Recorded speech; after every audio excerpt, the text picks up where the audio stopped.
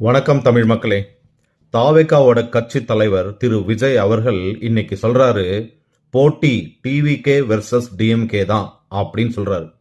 ஆனா வரலாறு என்ன சொல்லுதுன்னு பாத்தீங்கன்னா, 2013 தலைவா பட ரிலீஸ்.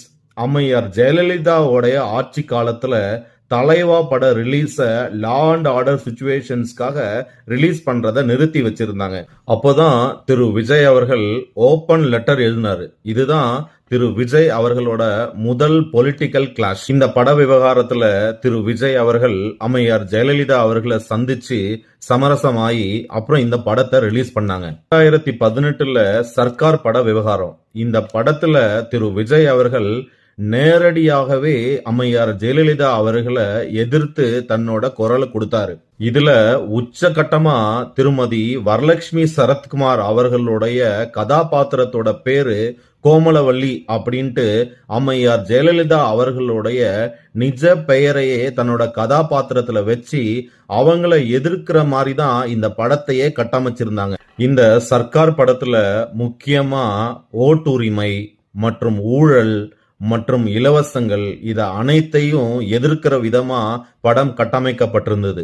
இந்த படத்தோட ரிலீஸுக்கு அஇஅதிமுக ஆளுங்கட்சியினரா இருந்தவங்க மிகுந்த போராட்டங்கள் நடத்தினாங்க. அது மாதிரி இதற்கு எதிர்ப்பா விஜய் மக்கள் மன்றத்தினரும் தங்களுடைய எதிர்ப்பை தெரிவிச்சாங்க. எப்படி தெரிவிச்சாங்கன்னு கேட்டீங்கன்னா, இலவசமா கொடுக்கப்பட்ட மிக்சி, ஃபேன் மற்றும் உபகரணங்களை ரோட்ல எடுத்துட்டு வந்து போட்டு உடைச்சி கோஷம் எழுப்பி அம்மையார் ஜெயலலிதா அவர்களுடைய திட்டங்களுக்கு எதிரா தங்களுடைய நிலைப்பாடை வெளிப்படுத்தினாங்க. இப்படி வரலாறை எடுத்து பாத்தீங்கன்னா, திரு விஜய் அவர்கள் அஇஅதிமுக கட்சியையும் அந்த கட்சியோடைய நிரந்தர பொதுச் செயலாளர் அம்மையார் ஜெயலலிதா அவர்களையும் அவர்களோட திட்டத்தையும் எதிர்த்து தான் குரல் கொடுத்துட்டு வந்தார். இதுல ஆச்சரியம் என்னன்னு கேட்டீங்கன்னா, அஇஅதிமுக கட்சியை சேர்ந்த திரு செங்கோட்டையன் அவர்கள் இப்போது போய் தாவேகால ஜாயின் பண்ணிருக்கிறாரு. விஷயம் என்னன்னு கேட்டீங்கன்னா, இந்த விஷயங்களை எல்லாத்தையும் அஇஅதிமுக கட்சிக்காரங்களே மறந்துட்டாங்க.